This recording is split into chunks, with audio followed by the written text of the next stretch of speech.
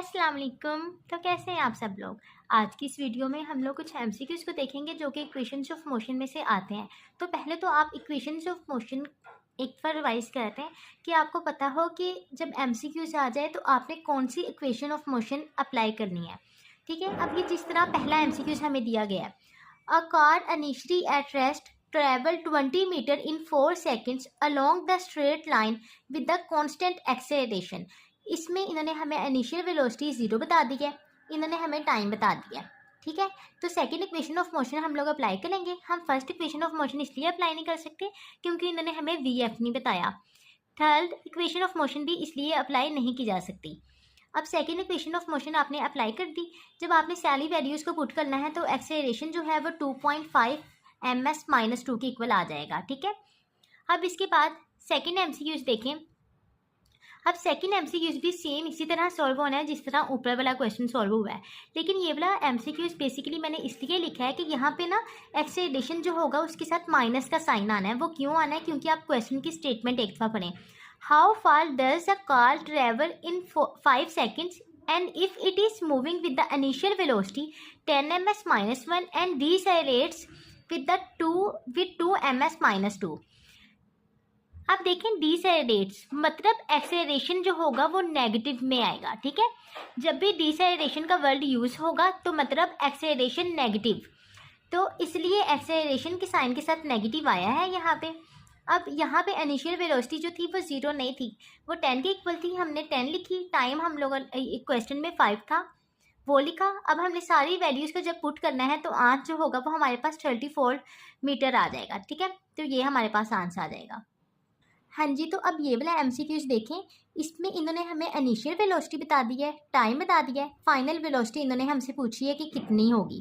ठीक है, तो अब जो इस तरह के एमसीक्यूज होते हैं ना, जब हमें स्लोप दे दी जाती है तो जो एक्सेलरेशन होता है ना वो स्लोप के इक्वल आता है, और स्लोप जो होती है वो tan थीटा के इक्वल होता है। अब एंगल तो हमें पता है 60 डिग्री है, तो tan 60 किसके इक्वल होगा? ये वैल्यूज़ वो हैं जो हमने याद खुद करनी है। ठीक है ना, क्योंकि कैलकुलेटर की तो परमिशन नहीं होती, तो इसलिए tan 60 की वैल्यू आपने एज इट इज़ याद रखनी है कि √3 के इक्वल होती है। ठीक है, जब आपने सारी वैल्यूज़ पुट करनी है, √3 1.7 के इक्वल होता है।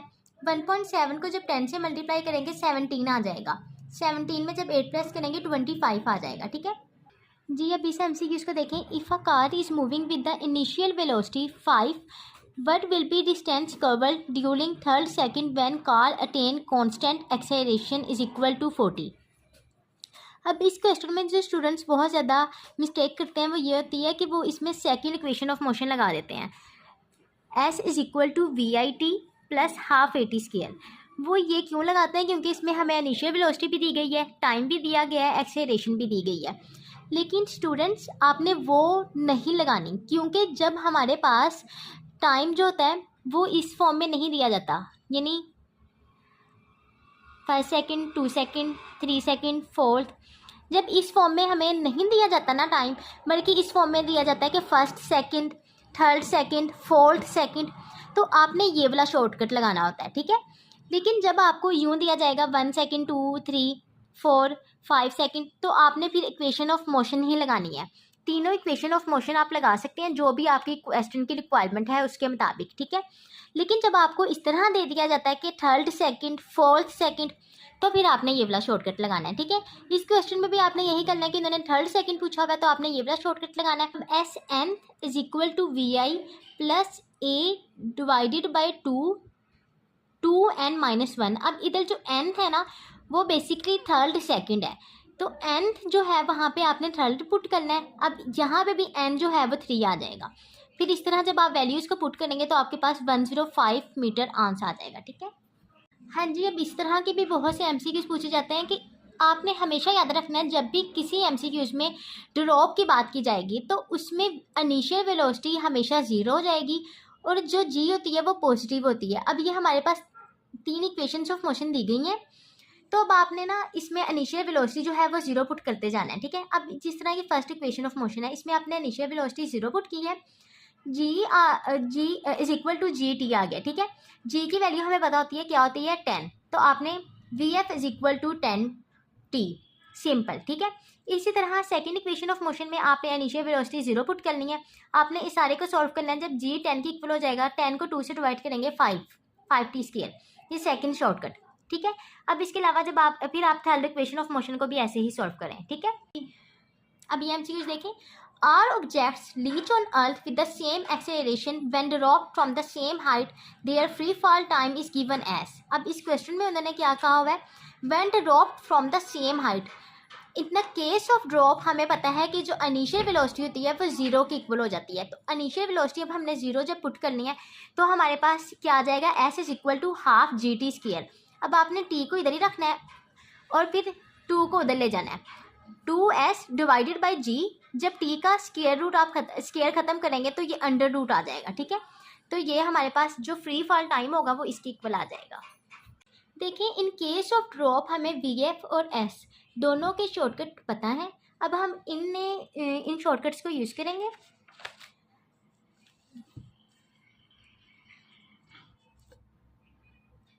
अब देखें इस क्वेश्चन में, इस टेबल को एक दफ़ा आप देखें पहले तो, फिर हम उस क्वेश्चन को भी सॉल्व करेंगे।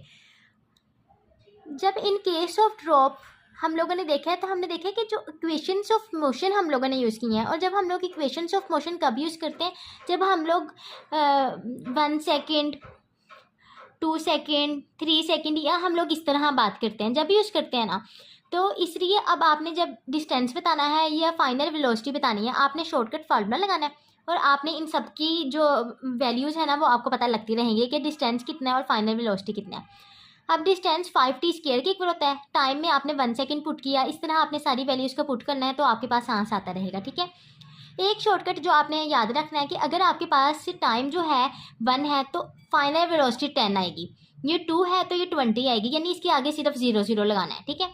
ये शॉर्ट ट्रिक है, आपने याद रखनी है कि जब वेलोसिटी हमारे पास फाइनल वेलोसिटी 10 है तो टाइम 1 सेकेंड, 20 है तो 2 सेकेंड। इसी तरह जब ऊपर वाले क्वेश्चन में हमारे पास 80 है ना तो टाइम कितना होगा? 8 सेकेंड। तो ये सॉल्व किए बगैर ही हम बता देंगे कि ये 8 सेकेंड है, ठीक है। अभी तो हम लोगों ने सेकंड्स की बात की थी, लेकिन अगर अब हमें सेकंड नंबर दे दिया जाए, यानी first second, third second, fourth second, तो हम लोगों ने कौन सा फार्मूला लगाना है? तो हम लोगों ने ये वाला लगाना है, ठीक है। जो पीछे वाला था ना उसमें हम लोगों ने जब ये वाला फार्मूला यूज़ किया था, मैं भी आप लोग एक और दफ़ा दिखा देती हूँ। हम लोगों ने ये फार्मूला यूज़ किया था, ठीक है।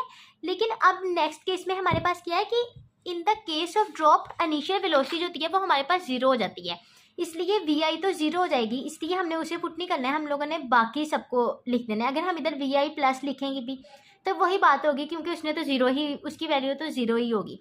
तो आपने ये लिखना है, उसके बाद इन सबकी वैल्यूज़ को पुट करना है, तो आपके पास जो होगा वो आंसर आता रहेगा, ठीक है। अब जिस तरह 2 था, G की जगह आप 10 लिखें और T की जगह आप 2 लिखें, तो जब आप इसे सॉल्व करेंगे 15 मीटर आपके पास आंसर आ जाएगा। अब इस MCQ को देखें। If a body is throne from certain height, what will be the height of tower if it strikes the ground after 4 second. हमने डिस्टेंस बताना है, आपने सिंपल फार्मूला लगाना है, इसमें वैल्यूज पुट करनी है, तो जो आंसर है वो हमारे पास 80 आ जाएगा, ठीक है। ये MCQs देखें। In case of drop the ratio of distance covered during 3rd second to distance in 3 second. अभी जो हम लोगों ने टेबल देखा था, आप वो एक बार देख लें दोबारा। अब इस क्वेश्चन में उन्होंने हमसे यही पूछा हुआ है ना कि the ratio of distance covered during 3rd second to distance covered in 3 seconds, ठीक है।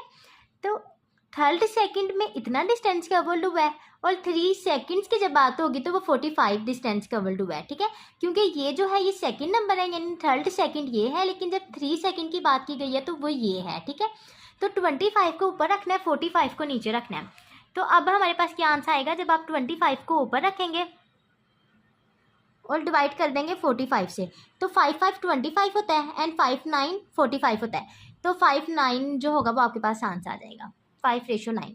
हाँ, handball is tossed vertically upward with the velocity of 19.6 approximately how high will it rise. देखें, इसमें जो इनिशियल वेलोसिटी है वो तो हमारे पास 19.6 है, लेकिन जो फाइनल वेलोसिटी होगी ना वो ज़ीरो हो जाएगी, क्योंकि जब हम बार को ऊपर की तरफ फेंकेंगे, पहले तो वो इनिशियल वेलोसिटी के साथ मूव कर रही है, 19.6 है उसकी इनिशियल वेलोसिटी। मैक्सिमम हाइट पर पहुंचते ही उसने स्टॉप हो जाना है और फिर उसने दोबारा नीचे की तरफ आना स्टार्ट हो जाना है, ठीक है। तो फाइनल वेलोसिटी जो होगी वो इसकी ज़ीरो हो जाएगी। इनिशियल वेलोसिटी जो है वो हमारे पास 19.6 है। जो हमारे पास थर्ड इक्वेशन ऑफ मोशन थी, ठीक है, उसमें से हमने हाइट का फार्मूला निकालना है। Height is equal to vi² divided by 2g, ठीक है। अब जब हमने वैल्यूज़ को पुट करना है तो आन जो होगा वो हमारे पास 20 मीटर आ जाएगा, ठीक है।